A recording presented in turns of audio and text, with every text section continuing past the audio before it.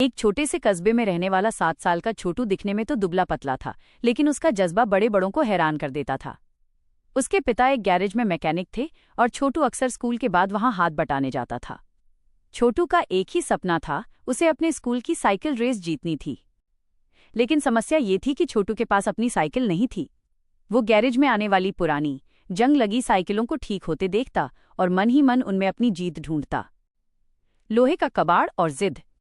जब उसने अपने पिता से रेस के बारे में बताया तो पिता ने भारी मन से कहा, बेटा, नई साइकिल के लिए अभी पैसे नहीं हैं।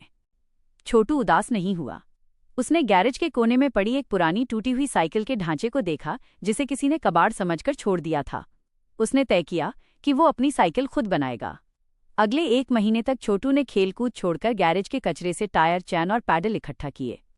उसके हाथ ग्रीस से काले हो जाते, कभी चोट लगती, लेकिन वो बस एक ही बात कहता, जीत गाड़ी से नहीं, जिगरे से होती है। रेस का दिन। जब रेस का दिन आया तो स्कूल के मैदान में चमचमाती गियर वाली साइकिलें खड़ी थीं। अमीर घर के बच्चे छोटू की खटारा साइकिल देखकर हंसने लगे। अरे छोटू, इस कबाड़ से रेस लड़ेगा? इसके तो हैंडल भी ढीले हैं। छोटू ने बस अपनी साइकिल के पैडल पर पैर रखा और मन में बोला, आज दिखा दे अपना दम। सीटी बजी और रेस शुरू हुई। शुरुआत में छोटू सबसे पीछे था। गियर वाली साइकिलें फर्राटे से आगे निकल गईं।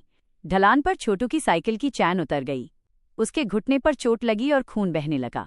सबने सोचा, छोटू अब हार मान लेगा। आखिरी जोर।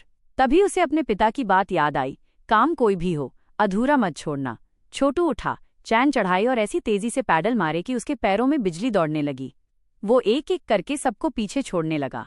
फिनिश लाइन 200 मीटर दूर थी। उसका शरीर थक चुका था, सांस फूल रही थी, लेकिन उसकी आंखों में सिर्फ वो तिरंगा झंडा था जो जीत की रेखा पर लगा था। जब छोटू ने फिनिश लाइन पार की तो पूरा मैदान तालियों से गूंज उठा। उसने रेस नहीं जीती थी, उसने सबका दिल जीत लिया था। वो दूसरे नंबर पर आया था, लेकिन अपनी मेहनत से बनाई उस टूटी साइकिल के साथ वो सबसे बड़ा विजेता था। कहानी की सीख। जीतने के लिए महंगे साधनों की जरूरत नहीं होती, सिर्फ मेहनत और कभी ना हार मानने वाली सोच चाहिए। अगर आप खुद पर भरोसा करें तो कबाड़ से भी सोना बनाया जा सकता है।